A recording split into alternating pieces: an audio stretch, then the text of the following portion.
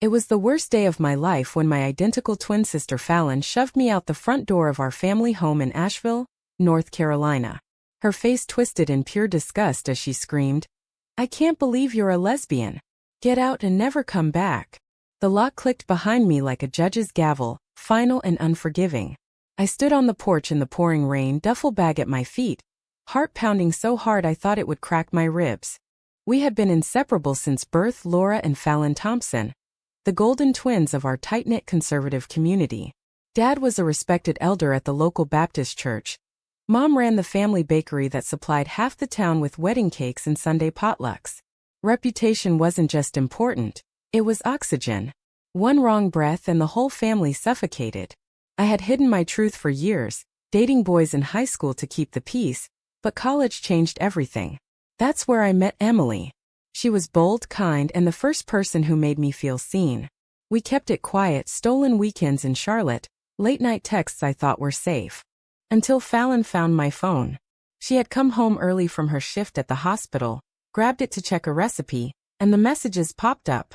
Photos of Emily and me laughing on a beach, words that left no room for doubt. The scream that followed still echoes in my nightmares. "You're ruining us," she yelled while Mom cried in the kitchen and Dad stared at me like I was a stranger. Fallon didn't give me a chance to explain. She packed my bag herself, pushed me out, and slammed the door so hard the porch light shattered. I called Emily from the bus station, voice shaking. She drove 3 hours to pick me up, no questions, just held me while I sobbed. We moved into her small apartment in Charlotte that night. I started crashing on her couch, then in her bed, building something real for the first time. But every morning I woke up missing the smell of Mom's coffee and the way Fallon used to finish my sentences. The guilt was a constant knot in my stomach. Was loving Emily worth losing everything? Weeks blurred into months. I landed a job as a marketing coordinator at a small ad agency. Nothing glamorous, but it paid the bills. Emily worked as a nurse, the same field Fallon had chosen, which only twisted the knife deeper. I avoided social media, blocked family numbers, but the rumors still reached me through mutual friends. The Thompsons' daughter turned gay and got kicked out. Dad stopped speaking my name at church. Mom sent one text. "We're praying for you to find the right path." Fallon never reached out. Then one ordinary Tuesday, my phone rang from an unknown number. I almost ignored it, but something made me answer. The voice on the other end was Mom's, cracked and desperate. "Laura, it's Fallon. She's in the hospital. They say she needs a signature from you, something about the transplant papers. The doctors won't proceed without the twin consent form. Please, honey. She might not make it." My knees buckled. After everything, they still needed me. I hung up, staring at Emily across the room. The choice loomed already. Go back and risk the truth exploding, or stay hidden and let my sister die. The war inside me had just begun. The drive back to Asheville felt like traveling through a minefield. Emily offered to come with me, but I shook my head. They can't handle both of us right now. Not yet. She kissed my forehead, eyes full of worry. "Call me the second you need me. I'm here no matter what." I left with a knot in my throat and drove alone through the Blue Ridge Mountains, radio off so I could hear my own racing thoughts. The hospital smelled like antiseptic and regret. Mom met me in the lobby, eyes red from crying, arms wrapping around me like I was still her little girl. "Thank God you came," she whispered. Dad stood behind her, jaw tight, nodding once but not speaking. They led me to the conference room where the transplant coordinator waited with a thick stack of papers. Fallon had acute myeloid leukemia, diagnosed only weeks after she kicked me out. The irony stung. As identical twins, I was her perfect bone marrow match. The doctors needed my signature on the consent forms, blood tests, and legal release because the experimental protocol required sibling verification. Without it, the insurance and ethics board would block everything. I sat across from the doctor, pen hovering. "She's stable for now," he explained. "But without the transplant soon, her chances drop fast." Mom squeezed my hand. "Just sign, Laura. We don't have to talk about anything else. The church folks don't need to know." Her words landed like a slap. Even now, protecting the family name came first. I asked to see Fallon. They wheeled me into her room. She looked so small in the hospital bed. monitors beeping, face pale against the white sheets. When her eyes opened and locked on mine, something shifted, fear, then relief, then shame. "You came," she rasped. "After what I did." I didn't answer right away. Instead, I sat beside her, the same way we used to share secrets as kids. "Why didn't you tell me you were sick?" I asked quietly. She turned away. "I was scared. The bakery dad's position at church. If word got out about you, it would have been worse. I thought pushing you away would fix it." Her voice cracked. I was wrong. That night I stayed in my old room at the house. Mom had kept it exactly as I left it, posters of indie bands, books on the shelf. But the silence felt heavier. Dad avoided eye contact at dinner, muttering about God's plan. I signed the preliminary forms the next morning, but the full transplant consent required more tests and a family meeting. The coordinator warned us the procedure carried risks: graft versus host disease, long recovery. Fallon's life literally hung on my continued cooperation. Emily texted every hour. "How's she doing? You holding up?" I lied and said everything was fine. Inside, the pressure built. If I brought Emily to the hospital, the truth would spread like wildfire through our town. If I hid her, I betrayed the one person who had never asked me to be anyone else. The betrayals were stacking up already. Fallon's fear-driven rejection, Mom's desperate cover-up, my own silence. By the end of the week, the doctor scheduled the harvest for my marrow in 10 days. I had to decide. Stay in the shadows to protect them all, or step into the light and risk everything crumbling faster than Fallon's fragile blood cells. The town started whispering the moment I returned. Old neighbors waved awkwardly at the grocery store. The bakery regulars asked Mom pointed questions about the family situation. Fallon's illness bought us some grace. People sent casseroles and prayers, but the undercurrent was there. I overheard two ladies at the coffee shop. "Poor Fallon, and now the other twin is back? Wonder what really happened." At the hospital, the tests began. Blood draws, genetic confirmation, psychological eval for donor stress. Every time I sat in that chair, needle in my arm, I felt the weight of the choice. Emily drove up one weekend despite my hesitation. She waited in the parking lot while I visited Fallon. When I slipped out to see her, we held each other behind her car like teenagers hiding from parents. "I hate this," she said. "You're saving her life and they're still treating you like a problem." I kissed her, promising it was temporary. But inside I knew the temporary was stretching. Back upstairs, Fallon was stronger after a round of chemo, sitting up and talking more.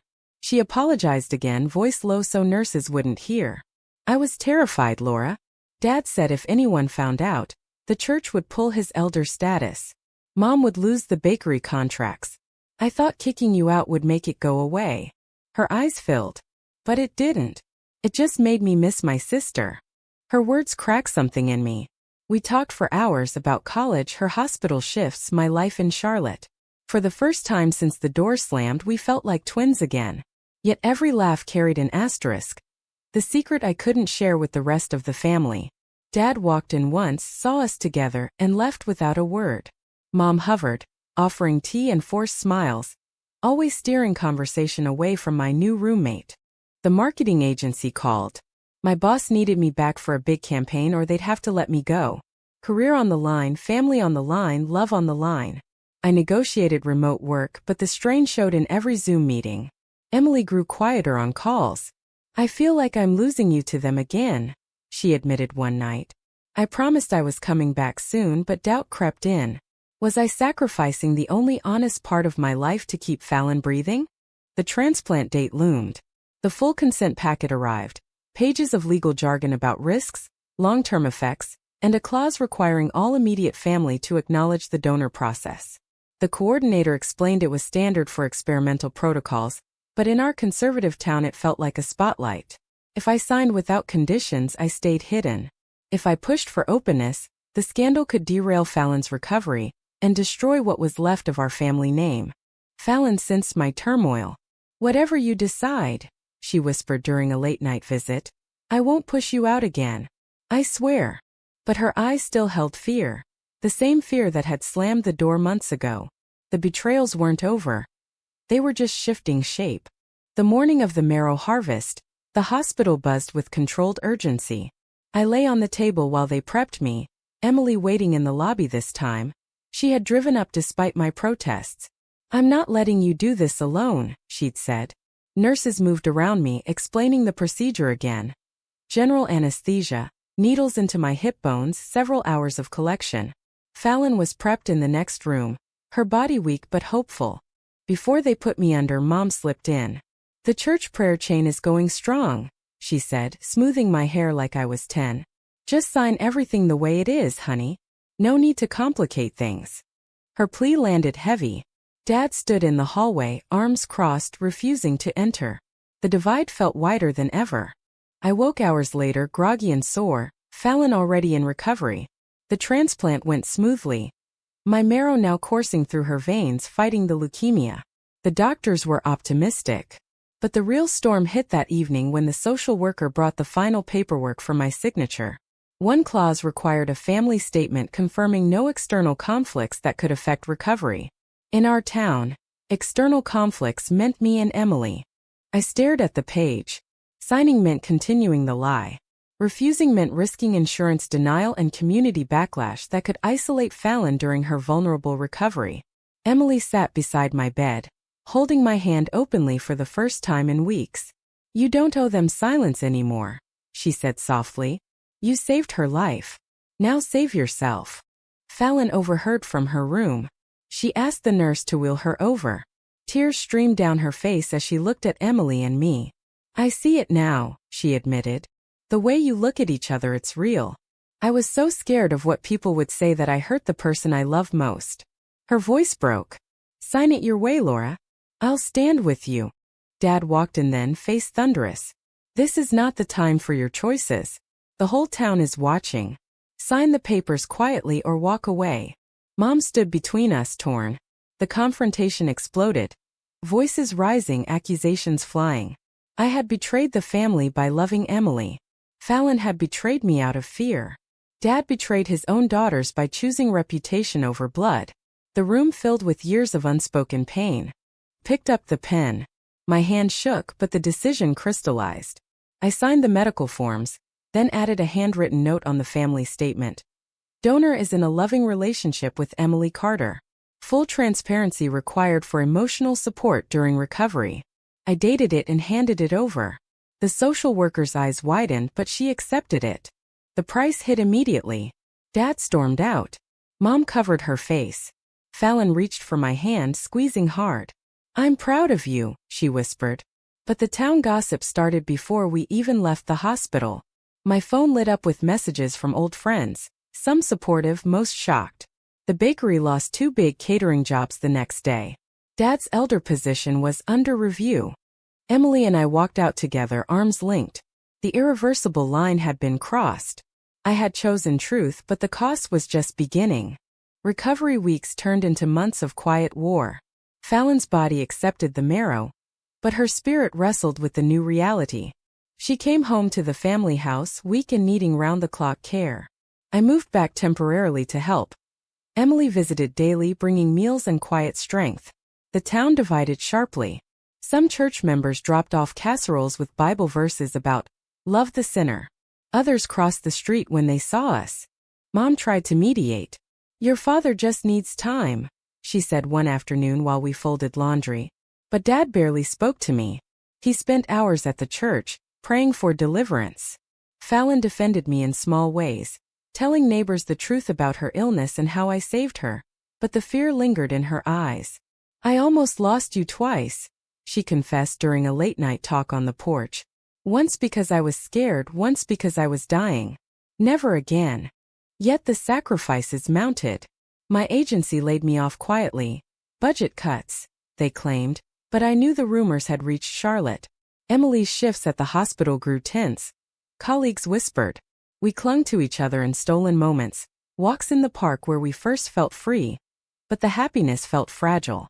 One evening Fallon joined us there, sitting on the bench while Emily and I held hands. "This is what I took from you," she said, voice thick. "I see the love now. I was blind." The betrayal chain continued. Dad leaked a version of events to the church board, framing me as the prodigal who brought scandal during Fallon's crisis. Mom begged me to keep it private for her sake. I refused. The confrontation peaked at a family dinner when Dad slammed his fist. You chose this lifestyle over us. I stood calm but firm. I chose honesty over shame. Fallon's alive because of that honesty. Fallon backed me, voice stronger than it had been in months. She's right, Dad. I was the one who pushed her away. If anyone's to blame, it's fear, not Laura. He left the table. Mom cried. But something shifted in Fallon. She started posting on social media. Careful at first, then bolder, thanking her sister and her partner for saving her life. The bakery slowly regained customers. Some people surprised us with support. Yet the damage was done. Dad moved to a spare room at the church annex. Family dinners became minefields. Emily and I talked about moving back to Charlotte permanently, but Fallon asked me to stay a little longer. I need my twin, she said. The psychological toll weighed on all of us. Nights I woke gasping from dreams of the slammed door. Mornings Emily held me while I questioned if truth was worth the wreckage. The rising action had peaked, but the final irreversible choice still waited in the shadows.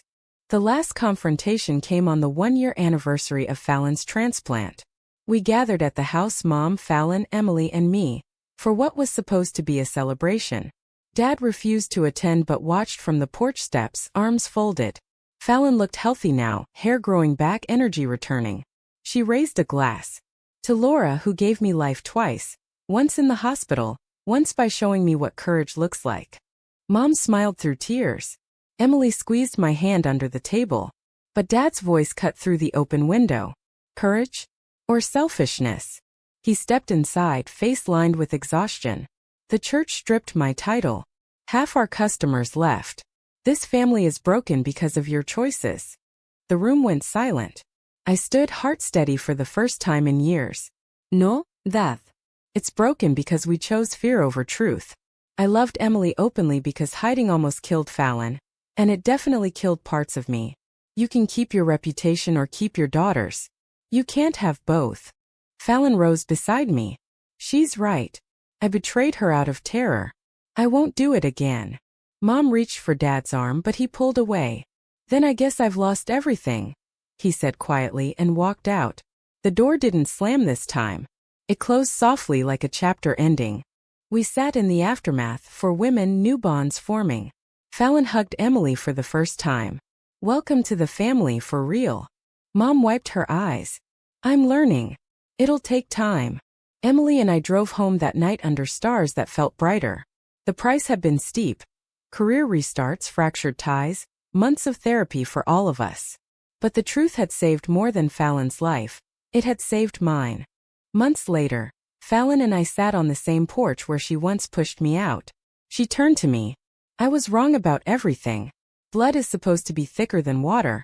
But I learned it's thicker than fear too. True or false?